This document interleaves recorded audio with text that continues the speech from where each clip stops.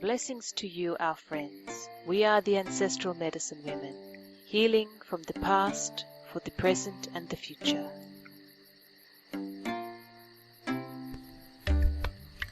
The Akash is many things to many people, but one way that I could describe it to you that would make it easier for people to have a visual image is to use the idea or the natural resource of fungi. And when people think of fungi, they think of mushrooms, but they also think of things that are not very nice, that are maybe slimy. It's not that aspect of fungi that I am using as a metaphor for the Akash. What happens with fungi is that it forms sometimes on top of the earth and sometimes underneath connections, but they're like, sometimes they are whisper thin. And along these connections that connect themselves to other things around them, or other fungi or trees or what have you, they're like filaments where electric charges can flow along them, like that. And the Akash is like that. So if you imagine yourself as one fungi, something perhaps a nice mushroom, and then you are anchored on the earth, and then what joins you to the earth is these connections, these filaments that are coming from your feet or your body, whatever you want to think, and they're going into the earth, and then so they go down and then they spread out. These connections, these filaments, these whisper thin gossamer threads contain the ability or the capability to transfer aspects of you, history, thoughts, actions, behavior, feelings, etc., along these filaments that can move along through electrical impulses that the energy in your body creates. As that happens, they connect with other fungi, or in this case, people. When that occurs, it spreads out even more. So something that you are thinking or have done goes down into the filaments, spreads along to those that it is affecting or that are close to you, and then whoever is around them, it also goes to them. And it sort of gets weaker, but not it's still there, but the signal is not as strong as it moves out. When you think about it like this, you can see that the Akash is not just a record of a life lived or an existence lived. It is actually the connection between interdependent, independent, intermingling, commingling with every other piece of fungi, if you like, in the whole of your current existence and past, and therefore future existences. So when you think of the Akash, it's not just a record. It actually makes the fabric of your earth. The fabric of your earth. Because when you think about the fungi and those filaments there that are connecting, it's like a carpet. Well, if you imagine that that is what you are doing with energy, electrical impulses, you are making this carpet, then you are actually making the earth. And that is what the Akash is. It is like the makings of the earth, the makings of the people that are on the earth, that wish to participate in the earth or this universe or whatever you want, but it's all there, that these filaments, that's the Akash.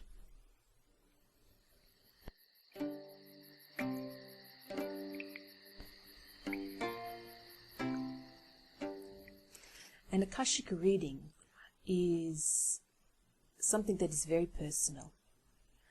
it is always directed at the individual and how they connect with others and how others connect with them, and how those connections are informing and deciding, if you like, the way that their life is being lived, the way that they are making decisions, things that are affecting them. All of this can be seen in the Akash. So it's very personal. An Akashic reading, for one, will never ever be the same for anybody else. Even if that person is an identical twin or a relative who maybe has gone through the same aspects, maybe you've both been through a war together, the same upbringing, eating the same food, living the same kind of life, but the Akashic reading will in many respects bear no relation, because even those connections, they might be very similar. How you choose to enact those connections in your current existence, your desires that have driven you to this point in your existence, and by that we don't mean this current existence, this physical form, we mean the existence from since time began and all of your incarnations, if you like, or your physical experiences. How those desires that are affecting this life, yes, they are informed by all of these connections, all of these records that are kept in the Akash, but it will be completely your own interpretation, your own desires, your own beliefs. Even if you think, well, I have a worldview from my parents, I have a belief system from my culture, that, yes, will have an impact coming from the Akash and an impact onto the Akash, but it doesn't necessarily decide the way you're going to live your life. But in the Akash, you can find all of these connections, all of these webs that are moving around and around, that are constantly alive, constantly becoming, changing, because they're getting more information and more knowledge. And when you can really feel all of that and have it laid out, have that web laid out for you so that you can see all of this, you can really see your whole life, and you can really see that it is completely unique to you.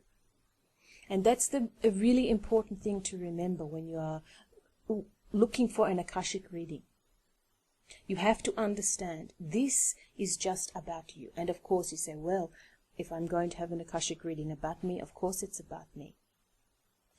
But what we are saying is that Akashic reading will never be the same. So if you have an Akashic reading now, and then you have an Akashic reading in a week, it will have some differences. Maybe the base will be the same, but in that week, that Earth week, a lot has happened. A lot of things have happened, because remember, you are affected by all of these other connections that are coming into your life. Your Akash is affected by that. And at some level, you will receive that. So, it's very much about you. The Akashic is about you, your own record, with all of the connections of all of the beings that have been around you now, previously, all of your existences. Everything is in the Akash. The Akash will not tell you that you were Cleopatra in a previous life, that you were Julius Caesar in a previous life. It will not tell you that. What the Akash will tell you is that you have the energy of a Cleopatra or a Julius Caesar. Doesn't mean that you were that person. It's all about energy. The Akash is about energy, electrical impulses, and that can feed through on these connections from many different sources. But it's just about you how they are affecting you, how you are allowing them to affect you, what your desires are. That's why we say it's very much about you.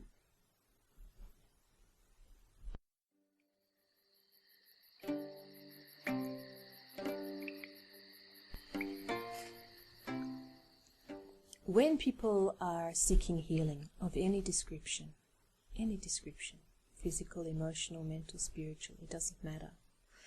It means that they are wanting to go through a change. Maybe they are being pushed into this change because they can no longer cope with their current situation. It is becoming unbearable, so they are being forced to change. Some people, they see ahead and they say, if I continue on this path, this is what's going to happen to me, so I have to make a change and go this way. So, with an Akashic reading incorporated into your healing, all you are doing is giving yourself support, right? Because you've already made the decision to change. Or it has been made for you. But even when a decision is made for you, you're the one that has to enact that decision. So, when you are going out for healing, you are wanting change. An Akashic record is like a support system.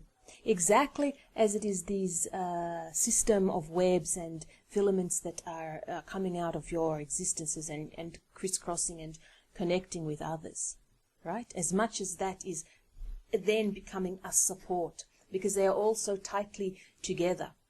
It's providing this floor, as we said before, of the earth, and you are standing on that. So it is supporting you. It is giving you life. It is giving you breath. It is giving you ideas. It is giving you experiences, knowledge, ways of being. That's what it's doing all the time. So an Akashic reading, when you are going through any kind of healing, is a support. Sometimes an Akashic reading can give you the impetus to move. Can say, right, I actually have that within me, I can go. Because maybe fear was stopping you from going, because you didn't know that you had it, or you didn't know how to get there. Other times, it's just an explainer. That is why I do that. That is what has been affecting me all of this time. If only I had known, I didn't need to put myself through all of this trauma or upset, because I just needed to know that, and it has helped. It has opened up. Sometimes it actually gives direction. It actually says, this is the way to go. So sometimes it can be quite prescriptive. But at all times it is a support. Even when it's prescriptive, it's not saying this is what you should do. It never says that. It can't say that. Because it can't foretell the future. It can't limit your possibilities. It can only inform you. It can only give you insights. It can only let you breathe again. It can only allow that energy to flow again. Right? Let that electricity, that energy, start moving again. That's what an Akashic reading can do when you are trying to heal. Because often, when you are in a point of wanting to change, because you are trying to heal something, and that is really just wanting to change something, often there is something in the way, like this, stopping. You can't get there. When that happens, it's like somebody has turned the light switch off, so there's no electricity running to that light anymore. It's not there anymore. It's been turned off. So what you want to do is to turn it back on again. And sometimes with an Akashic reading, that's what happens. It actually allows that electrical energy to flow again. So not only are you feeding this tapestry that is surrounding this carpet, right, that is supporting, this Akash that is supporting, but you are also allowing that information to come in. So there is a give and a take, right? And that is healthy. When somebody is allowing that process to occur, giving to the Akash or to the earth or whatever you want, and then allowing that reception back, then you are healthy, because you are allowing breath, you are allowing movement, you are allowing life, you are allowing being. When you are in a position where you need to heal, then often what has happened is the allowance has been stopped. Either the giving or the receiving. It doesn't matter, but that allowance has been stopped. The light switch has gone off. There's no electrical flow. There's no energetic flow. So, with an Akashic reading, just by having the reading, can get that moving, get it up, get it working around again, getting some of that give and take, that flow, that movement, that beautiful movement that the body is designed for, right? Allowing it all to work together like this. That's what, just even on that level. But also, if you are really, really starting to let that flow, then the insights come, then the information, the explanation of your existence. It was also plainly in front of you, but you just couldn't see. You needed the Akashic reading to give that to you. So an Akashic reading is not essential. Not essential. However, it is such a beautiful support that in many respects, once you have the Akashic reading, you see how essential it was for you. And remember, an Akashic reading is for and about just you. That's it. That's it. Just you. Blessings to you, our friends. We are the Ancestral Medicine Women, healing from the past, for the present and the future.